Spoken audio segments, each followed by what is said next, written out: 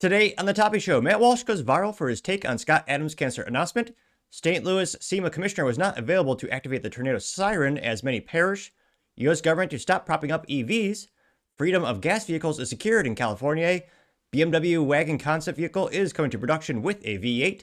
And Ford recalls their Super Duty truck. All of that and much more on the Topping Show.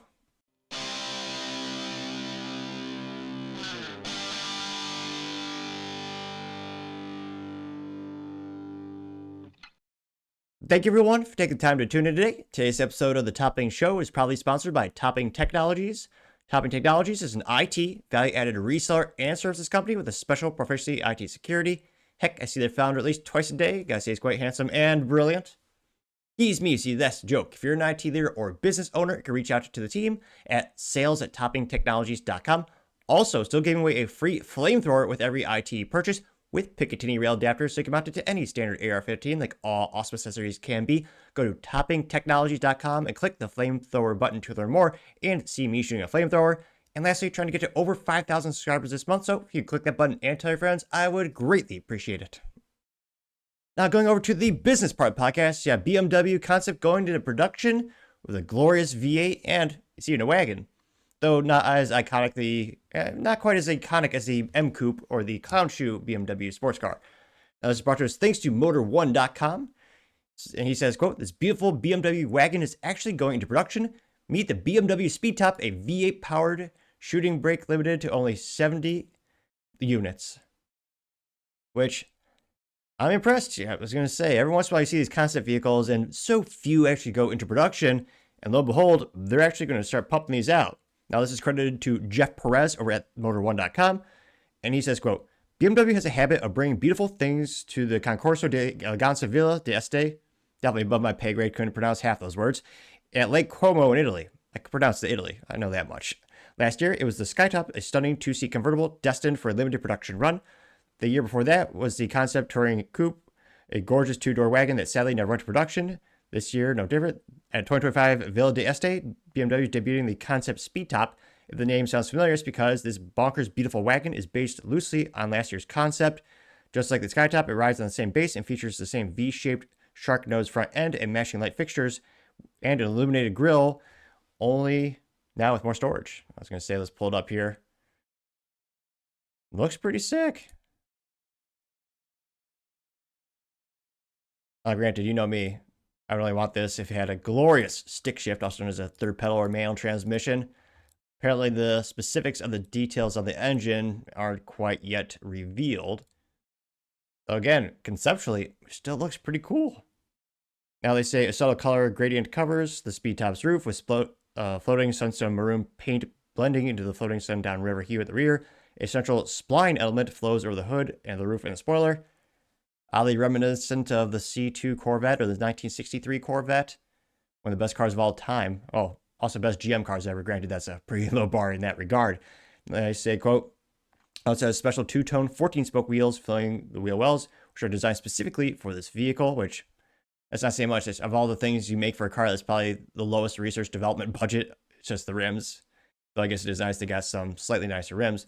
They say the interior wears a two-tone leather finish of sundown maroon and moonstone white. And the same floating sunstone maroon found in the exterior flying over certain elements of the cabin. And the same quote-unquote spline detail on the exterior also carries into the interior. Which, yeah. Of course, you have the expensive signature luggage, aka the luggage that's engineered to only fit in these weird shapes of the vehicle. Specifically, where is it? The ones that are behind are even more comical. It's like they don't quite count as back seats. Let me see here. Oh, there we go. You can see the side profile. If you're slightly inebriated, it might almost look like a Cadillac from a certain point of view. And of course, the luggage pieces alone probably cost more than my car. Granted, not saying much. I have a nice little Honda Civic Si, which I love. But yeah, instead of rear seats, it almost has like two rear cubbies where you can fit those very fancy leather bags that, of course, have the BMW insignia debossed into the leather. Now they also say, but it's not all show. The concept Speedtop will indeed, although BMW is cagey about the specifics, the company will confirm that it will have a V8. It'll be the most powerful V8 offered by BMW. Our guess would be the brand ubiquitous twin turbocharged 4.4 liter V8 with the same 612 horsepower as a Skytop. They say, best of all, Speedtop isn't just a concept. BMW will build 70 examples of the wonderful wagon for the wealthiest clientele. They say, unfortunately, it still won't be available in the US, which anything can be available in the US thanks to the show or display, thing. So to get that classification, you can pretty much bring anything in here. But yeah, just like mass adoption or 50 of these aren't going to come to the US market. But pretty cool to see BMW, bringing about some of these concepts to pseudo production, obviously not mass production. But yeah, definitely something to stand out at the car shows and probably a fun little thing. And we'll see how much this translates into the mass production of their major vehicles, if they carry over some of the concepts. But looks pretty neat. And let me know in the comments because, as always, be fascinated to hear what you have to say. Going over to the Cultural Prod podcast, you have Matt Walsh going viral for his take on Scott Adams' cancer announcement. Now, Scott Adams is one of the best cartoonists, I would say, in the past 100 years. However, a couple years ago, he went viral, not in a good way, for this statement on what he claims to be statistical analysis on African-American communities, not appreciating white communities. And this is the video that sunk his career in terms of obviously socially ostracized. I mean, without too much further ado, I'll go ahead and play this right now. And again, this is the video that came out years ago, or he put out years ago, that caused him to lose a lot of the book deals. So if nearly half of all blacks are not okay with white people, according to this poll, not according to me, according to this poll, that's a hate group. That's a hate group. And I don't want to have anything to do with them. And I would say, based on the current way things are going, the best advice I would give to white people is to get the hell away from black people. Just get the fuck away. Wherever you have to go, just get away. Because there's no fixing this. This can't be fixed. Right? This can't be fixed. And he goes on for several minutes, but yeah, him bringing up the study and his statement with advice got him to be socially ostracized like that. And immediately lost all his contracts, all his book deals, comic books are still books, just with more pictures. But yeah, lost all of his deals, roasted online. Of course, some people did give him accolades. But yeah, needless to say, in terms of going viral, he went viral not in a good way. Now, Matt Walsh is actually responding to Scott Adams with his cancer announcement. And Matt Walsh, again, he went viral as can be, got 1.5 million views and 46,000 likes. Now, Matt Walsh says, quote, "We live in a culture where people cry and whine over the slightest struggle or inconvenience. Everything is quote unquote trauma. Everything is a crisis. Meanwhile, Scott Adams announced his impending death with calm, courage, and clarity. A lot of people are more dramatic about mean comments on the internet than he is about his terminal cancer. He is providing tremendous effort, an example for all of us. The final service he is doing for our country, I'm grateful for it, and I'm grateful for him," unquote. Again, as viral as can be, got 1.5 million views. Now, Scott Adams, again, recently said he thought he had a 0% chance of surviving the cancer diagnosis. However, due to the treatments, he now says he estimates has about a 30% chance of not prematurely passing away. And a lot of people are really upset that he's, going to live longer. A lot of people are cheering him on. Now, go to the comments. One of the first comments comes to us thanks to America AF, saying, quote, "Meanwhile, liberals are crying about the Starbucks dress code, getting 1.6 thousand likes." And yeah, it is amazing how emotionally and intellectually weak many Americans have become. It's the age-old saying of, hard times create strong men, and strong men create easy times, and easy times create weak men. I mean, yeah, I think that's a pretty case in point. I'll never forget last year, I was about to say a man. Well, he certainly was not acting like a man, though in the legal definition, he was a man. I believe he was 20 years old. He was a male barista, and he cried because he had to work an 8-hour shift and because he said the orders were complex. When again, the whole reason Starbucks exists as a business is because they have complex candy in a cup. I mean, otherwise you just get drip coffee at the McDonald's, the Dunkin' Donuts, or a competitor for a fraction of the cost. Or like me, you make it at home for like 2 cents a pot. Okay, it's not that cheap, but you get my point. He's crying just because he had too many orders. Scott Adams simply says, "Thanks, Matt," getting 4,000 likes. Again, going to Scott Adams' profile, actually bring his cancer announcement here. It's about 55 minutes long, but let's do the first minute here. Come on in. Don't check your stocks. You won't like it. What? Oh, he's actually You got extrapolating. a signed end of locals? That doesn't seem right. Continued. Fortunately, he's not extrapolating quick enough. But going back to the main comment section, you also have George Cardiano saying, quote, this precisely. I also have similar circumstances, different cancer, maybe a little bit more left than Scott, still stage 4. The only thing I have control over now is my attitude. Jesus is helping me maintain a mostly positive outlook and a good witness to my non-believing, getting 926 likes. Bird simply says, Norm MacDonald was also like this. He published posthumous self-recorded cancer set and kept his illness out of the public until his passing, gained 1.1 thousand likes. Which, yeah, Norm MacDonald, I mean, everyone loved his sketches are epic and legendary, and obviously he's one of the best comedians of all time. But yes, Norm, I think, told like 3 people about his cancer, and I think his treatment was 9 years.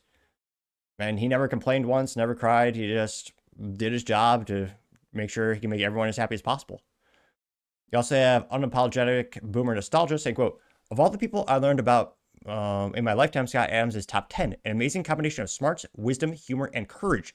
The man stabbed a big knife into the wokeness elephant while it was still a raging beast. It cost him his newspaper career, getting 1.1 thousand likes, which, yeah, when I was a kid, the first time I ever heard about Scott Adams was the Dilbert comics.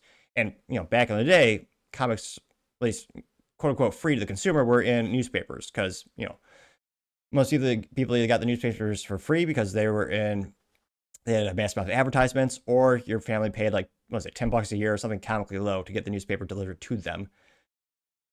Now, you also have Distant West saying, quote, if I was a president for a day, I'd sign an executive order banning the word trauma, getting 265 likes. Not a bad idea. Sajgerilla Eternia says, quote, Matt, you're obviously right. Scott Adams' stoic bravery shines our culture's obsession with victimhood. Sorry, his bravery shames culture of victimhood. Can't speak today. His calm in a facing a death masterclass is resilience, in stark contrast to the left's whining over microaggressions. Trump leadership embodies the same grit. Getting 147 likes. Stan Waters says, quote, we live in a culture where people cry and whine over the slightest struggle or inconvenience. Now, he says, quote, your entire income revolves around doing this, unquote, getting 308 likes. Referring to Matt Walsh, who, again, is a very famous conservative podcaster, YouTuber as well. And a lot of Matt Walsh is just calling people out on their shit, which is true. That'd be if the people stopped complaining and being weak, that would not be an insignificant amount of Matt Walsh's podcast that would vanish. He'd find something, obviously a different topic. He also covers political, cultural, not just, people complaining. You also have Patrick Columbia saying, quote, agreed, Scott Adams made me laugh with Dilbert for many years, and now recently his color commentary on politics has been a gold mine of wisdom. The man is frankly a treasure, and the world will have a giant hole when he is gone, getting 154 likes. So it'll be interesting to see how much longer he has with us in terms of, again, he said he's had a different cancer treatment. So, his odds did go from what the doctors were saying was 0 to 30%. Though very, unfortunately, obviously that means 70% chance of prematurely passing away. And let me know, I know there's some folks who never even knew that there's a controversy around Scott Adams. I think those folks are probably more in the minority, but did you grow up with the Dilbert comics? I mean, shoot, if you're ever in corporate America for more than a week, you could probably relate to most of the comics that he published. But let me know your thoughts in the comments, because as always, be fascinated to hear what you have to say. Other interesting cultural news, you have the St. Louis CEMA commissioner saying, whoops, we forgot to turn on the sirens. Well, more or less. Now, this is brought to us thanks to End Wokeness on X. And he says, quote, this is St. Louis CEMA commissioner. As a tornado with 152 mile/hour winds arrived, Sarah, them, and her staff was not available to activate the tornado siren. 5 were killed and 38 were injured. Jeez Louise. And, yeah, in terms of, back in the day, not to be too much, have a boomer mentality, back in the day, people would get to work early, stay late, hustle, put in 110%. Well, this is the antithesis of that.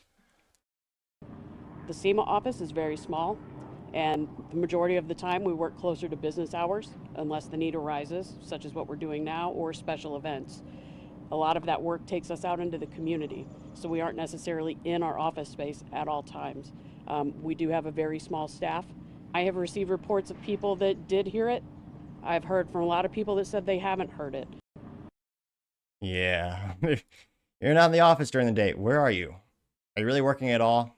And this pretty viral got 6.6 million views and 71,000 likes. The first comment comes from End Wokeness himself, saying, quote, "We work closer to business hours," aka DEI at its finest. Based electrician says, quote, oh, pop up there. Says, quote, "If you can't identify yourself, how can you identify a tornado?" It's just a screenshot of it looking more confused than me, which is saying something. They have a button up, F- for marketing. And you got 2.6 thousand likes. The gas stove, our favorite contrarian. I mean, the profile literally admits it, or says they like to be a contrarian, but no one reads it. Now, the gas stove says, quote, "Even during these tough times, I can appreciate those referred to her using the correct pronouns. This is a kind inclusion we've all hoped for. Thank you, trans flag." They got 136 likes, and more impressively, 258 responses, which, yeah, that just shows how much, engagement farming really does work. Now, this person, of course, is probably ratioed. Let's check. Andy Clark says, quote, "I'm sure that helps the victims of the tornado. You can't be serious," getting 23 likes, which obviously, if he read the Gastro's profile, oh no, this person is not, in fact, serious. Bart Magmitis says, quote, "If only people had used their preferred pronouns to begin with, this may not have happened," getting 30 likes. Sprock says, "Potato Spud, this shit is retarded. Pronoun shit has got to be the most dumbest thing I've ever heard of. LOL. You're either male or female. Why is it so hard?" Getting 56 likes. Russ says, "They, them, you mean none of them could have sounded the alarm?" Getting 42 likes. And Sonnen's response says, "There's no water, but at least they covered the things that are important." And it's a reference to California, where they had the very diverse staff, but yeah, they were so bad they did not even realize you needed water to fight fires. Which, yeah, they didn't realize, oh yeah, we should probably check on the reservoir, make sure there's water in the reservoir. That was too much to ask of the fire chief and the fire experts in California. Paul Zupa says, quote, "Find to prosecute Sarah," getting 543 likes. 44, 45, going up like a stock. Libercrat Meat ATM says, quote, "Funny how leftist TikTokers are blaming Trump for this, claiming he defunded the department that notified people. Seems like another lie that got debunked, and the truth is, the DEI hires were just unavailable to do their saving job." Getting 1.6 thousand likes. I also have Knox of the North saying, quote, "I'm beginning to believe that putting morbidly obese, mentally ill weirdos in charge of public health and safety was a mistake." Getting 7.5 thousand likes. Yeah, same thing happened during the pandemic and many other times where, yeah, we're supposed to get health advice and safety from people who can't even do one push-up. The same happened in California. The fire chiefs, all the gals, all of them, they could not do, I mean, just with their body mass alone, I'd be very impressed if they could do more than one push-up. Let's just say that much. Sarah Smith says, quote, "The St. Louis CEMA commissioner should be fired immediately. People lost lives because of her." I was going to say, she is quite large. And most people would say horrifying. I don't know if I have much ground to stand on, but not very photogenic. Though again, don't have much ground to stand on either. Spitfire says, quote, "TBH is more focused on deciding gender. How do these people get positions of power or responsibility?" Getting 961 likes. Well, simple. A lot of them get promoted. A lot of them get installed by people who voted for people. Again, this is why elections matter, not just the big ones that catch the headlines, but also your local elections, whether it be sheriff, fire. I mean, a lot of these positions, people don't even realize exist. There's a lot of BS government bureaucracy. And a lot of people just, I mean, we've done, not studies myself, but you've heard for years, like so many of these politicians and people in political office don't even run opposed because people don't want to primary them. Now, Ellie says, quote, "She should be fired, not on paid leave." Of course that POS is on paid.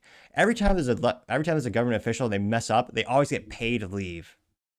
Ridiculous. Imagine getting in trouble at work and the response was, "You get a free vacation while we figure out what to do." And knowing, well, we'll see what happens if it actually gets held accountable. Now, they continue saying, quote, "People who fail to do their job with competence and effectiveness should be fired," plain and simple, getting 3.4 thousand likes. Yeah, you would think. Scrolling down more and more. We have Simon Grunchy, and looks like it's a passage from the Bible, saying, quote, "In the Bible, demons refer to themselves as they, them, we, us." And it's Mark 5:1, 5:15, Mark 16:19, Luke 11:24, 26, Luke 8:2, Matthew 8:31. Okay, 1.1 thousand likes.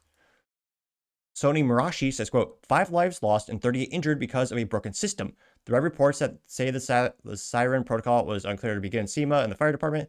That isn't just on Sarah. It's a failure of leadership and planning at multiple levels. St. Louis needs to do better," getting 479 likes, which, just like Detroit and Chicago, I'm sure they'll be a great place to live sometime soon. Haha, dark humor, political pun. Yeah, they haven't in decades, some might argue ever, and given their trends, I doubt that gets better anytime soon. So let me know, do you think this person will actually get held accountable? Do you think, they'll just get on paid leave and then assigned to a different department where they continue to make ridiculous amounts of money? Let me know your thoughts, because as always, be fascinated to hear what you have to say. Now, going over to the political part podcast, you have the U.S. government to stop propping up EVs. All this is brought to us thanks to Insider EV, which A+ for marketing know exactly what they're all about. And they say, quote, Congress just took a sledgehammer to the EV industry. Here's what it means. The U.S. House just killed EV tax credits, aka handouts. The Senate voted to end California's emission rules. America is falling behind. Oh no. I mean, you can't continue to steal tax dollars from people who want a vehicle that will actually last their, quarter of a century longer for your disposable EVs. Oh no. Oh, I'm sorry. I should have put a visual disclaimer on this part of the show. You now have to see the Mustang E-Mach. Ugh. The EV, that EV crossover. That is a Mustang in name only, and Ford decided to make. The only thing sadder than the existence of that vehicle is the fact that, Ford actually sold more of those than the original actual Mustang, which is sad. Now, this is credited thanks to Patrick George, and he says, quote, a sledgehammer, a dismantling double-gutted punch. Excellent. Ain't any way you want to describe a pair of actions by U.S. Congress, it doesn't look good for America's pathway to greener, cleaner energy. Apparently he doesn't know where energy comes from. Also doesn't know about lithium recycling, or all the dirty processes it takes to get there. Depending on where you live, it actually is worse for the environment to use an EV, but nevertheless. They say, quote, a bill passed by the U.S. House moves to end the Inflation Reduction Act's tax credits. Oh, yeah. By the way, ineptitude of corruption or moronic policies by Biden-Harris administration. The Inflation Reduction Act, did that do anything good for you? Do you know anyone who actually thinks it was a good idea? Did it actually reduce inflation? Nope, the antithesis, it caused record inflation. Now, they say that includes energy vehicle tax credits. Well, that's beautiful. The House was for Trump's, quote, one big beautiful bill that would enact sweeping tax cuts and dramatically reduce federal spending. Those cuts end the $7,500 tax credits used to purchase or lease new EVs. Now, unfortunately, it does says it provides an exception for cars for manufacturers that have not sold 200,000 EVs placed in service by the end of 2026. It also ends tax credits for refueling infrastructure, kills $4,000 tax credit for EVs, for used EVs, and plug-in hybrids, and kills the tax credit that subsidized the production of solar energy components, wind energy components, battery components, and inverters, aka the things that all lose money. A windmill, again, does not break even for about 20 years. Depends on where you put in the United States. I mean, I don't know a single person who's so mentally vacuous they would choose to put all that money into an investment that would break even in 20 years. That's comically bad. That's terrible. Ridiculous. Now they say, quote, the bill also makes it more expensive to own an EV, instituted a, quote, new tax for EVs and hybrid owners to the tune of $250 and $100 respectively. Which, yeah, they're also doing that registration on a state level, because EVs, obviously, you don't pay the tax on gasoline, which, frankly, I don't think should exist. Gasoline in the United States is taxed on a state as well as federal level. So, yeah, there's a reason gasoline is so expensive, and the most expensive in Pennsylvania, interestingly enough, secondly to California. But I probably should digress. A lot of people are upset they're going to get rid of these, which, again, will save us some money because they don't have those tax handouts anymore. But, yeah, this is huge. Or as Trump would say, huge, the biggest impact to the auto industry in decades. Some would probably say, because again, so many people are buying EVs in part because of that $7,500 tax credit, which is, again, that's an insane amount of money. Now, the real question is, how many will EVs actually sell without that? We've already seen a great drop in the adoption rate of EVs. Again, more are selling, but the adoption rate is decreasing. So how much will this dent EV sales if it does pass the Senate? Let me know. Do you think it'll be 5%, 10%, 20%, 50% plus? Let me know your thoughts and comments, because as always, be fascinated to hear what you have to say. Other interesting political news, you have the feds killing the California EV mandate, aka keeping the gas engine alive. Now, this is brought to us thanks to Motor1.com. They say, quote, the federal government just killed California's EV mandate. Also known, Big Brother knows best, also known as totalitarian dictatorship, also known as hell, or California. They say, quote, Using a little-known congressional tool, Senate Republicans challenged California's authority to set tougher emission rules. Which I was going to say, I don't know if you should or should not. I don't know if I should or should not do a visual disclaimer because now you have to see the Tesla Cybertruck, which some people love. This is credited to Chris Rosales over at Motor1.com. And he said, quote, "The Senate has blocked California's plan to phase out gas-powered cars, aka ban them, by 2035. And he says, using an obscure rule by allowing a simple majority of 51-44 vote to prevail rather than the 60 vote threshold, the federal government has effectively killed all EV mandates with legal battles surely to follow." Yes. This is the best news in automotive legislation for maybe a decade. Again, California is a very shitty but very important part of the United States. I say that because, well, I say bad because, high regulation, high cost of living, low freedom. Came to own a 30-round standard capacity magazine there, but I partially digress. It's so important on a car level because California is the 10th largest auto market on the planet. It's that big, even though people mostly just leave the state, is the 10th largest on the planet. Bigger than most countries. It's insane. That's why so many auto companies will bend over backwards and kneecap themselves just to have the ability to sell there. Very similar to how firearm manufacturers will make the bastardized 10-round magazines for the California market and make the California compliant, rudimentary, bastardized firearms that, again, lose a lot of features, more cumbersome to use. And another topic for another time, perhaps, but it is such a large, important market. Companies are willing to kneecap themselves and in many ways sell out just to sell items there. And they say that, quote, "For 50 years, California has set stricter emission rules than it is nationally required, with lawmakers and automakers falling in line to follow those tougher standards. The authority has gone unchallenged until now." Let's get Trump on screen there. "Trump's big, beautiful face. I have the best suit, obviously," which he did suit up as all men do. And they say, quote, "While California, through the California Air Resources Board, CARB, did not officially set federal emission standards, California holds enough of the market to influence automakers and their states significantly." Yep. "If CARB sets standards that are tougher than the EPA standards, the dominoes fall in line behind CARB, not the EPA. California effectively sets nationwide tailpipe emission policy." The 2025 mandate had several steps. By 2026, 35% of new cars and trucks sold in California had to be zero-emission, plug-in hybrid, or hydrogen. It's also funny that California is so terribly managed. They can't not even handle the current infrastructure needs in terms of they have rolling brownouts. But you could fix that with nuclear energy, but they don't want to do that. Ridiculous. They say by 2035, 100% of the auto industry, by 2030, they climbed to 68%, and 2035, 100%. Yeah. The auto industry had lobbied against the 2035 mandate, even while Honda, Ford, and other automakers signed agreements recognizing California's authority to set standards because of its aggressive transition period. California Governor Newsom maintains that the state will still meet its climate goals despite, quote, "citing a legal responsibility under the Federal Clean Air Act to provide community with reduced criteria pollutants to the levels required by federal law.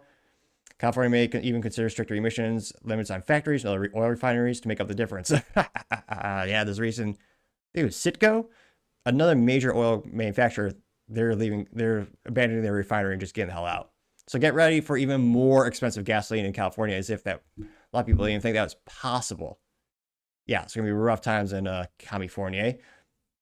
Now, they say the state could also encourage mass transit or impose penalties for gasoline-powered cars, which, yeah, that's pretty tyrannical how you have to pay a gas tax or a special tax if you buy a new car that uses a little bit more fuel, which, if you think about it, also the government should want because then they get more taxes because you buy more fuel. And again, every time you buy a gallon of gasoline, money goes to the state and federal government. So I'm actually surprised instead of having the gas BS penalty that they have on new cars if it doesn't have certain fuel economy, I'm surprised they actually don't give you a bonus or something because they know long term you're going to use a lot more fuel. But again, I partially digress.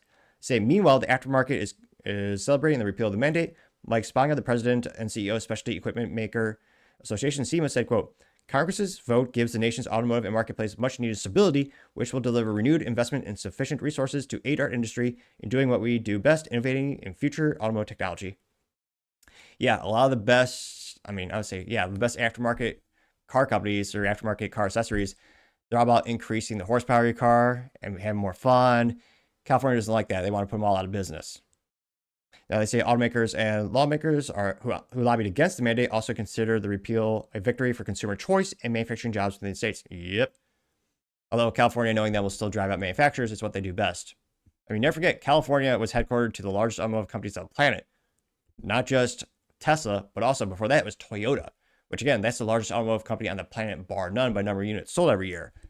And because of California's high taxes, high regulations, yeah, they moved their headquarters out. Honda actually, for a brief time, was also headquartered there, U.S. headquartered, of course. Globally, both Honda and Toyota is Japan. But yeah, a lot of car companies used to be based in California. I mean, it's beautiful, got great weather. But yeah, California thought, let's drive these businesses away in droves so other states can get the benefits and all the upside. To which I should probably say thank you, California, because a lot of them came to the great state, some might argue the great country of Texas. So this is some of the best automotive news we've had in, I would argue, in years. So definitely a major victory for consumer choice, jobs, business opportunities. But let me know in the comments, do you think it's a good thing? Because as always, be fascinated to hear what you have to say. Now going over to the business blunder of the day of Ford recalling their Super Duty truck. Now this brought to us thanks to Sean Tucker, which I was going to say is so close to Trucker. Was it fate? But I'm kidding. So brought to us also thanks to Kelly Blue Book. And they say, quote, Ford recalls some Super Duty trucks over a fire risk. Whoops. Friendly reminder, Ford has had over 45 recalls this year. It's not even June. They've had 45 recalls. It's almost June. But, I mean, the Broncos had 15 recalls. I'm actually impressed they still exist as a business and people are still buying that stuff, despite, again, having more recalls than any other company. Now, thankfully for Ford, I mean, it still makes headlines, but the recall, pretty small in scope. Now, they say that, quote, Ford has recalled just 5 units of its 2025 Super Duty truck because the fuel line connector, whoops, might be cracked. Which, yep, that's not great. I mean, I make fun of automotive companies having recalls. Toyota's had one for the rear taillights not working. That's, that's not life or death, but this, yeah, whoops, cracked fuel line. That's not great. Now, Ford tells the National Highway Traffic Safety Administration that the problem is a problem that developed, quote, due to the process deviations at the supplier that resulted in a misaligned tool. The tool may have forced parts together improperly, leaving cracks in the connectors. A fuel leak can result in the fire of a vehicle. Saying the obvious, but yes, that is precisely the concern. Now, they note that dealers will replace the fuel line assembly to solve the problem. Repairs are always free. Well, I was going to say, not for the manufacturer, yet more money. I think it was Q3 2024. Ford spent $800 million on warranty work. Which, yeah, that's a pretty penny. And it's definitely not free to the consumer in terms of it takes your time, your energy, got to go to the dealership. Lord only knows how long it might take to replace some of this crap. Sometimes maybe you have to leave your vehicle over there overnight. Got to worry about Ubering or driving or taking a unicycle somewhere. I don't know how to get to places.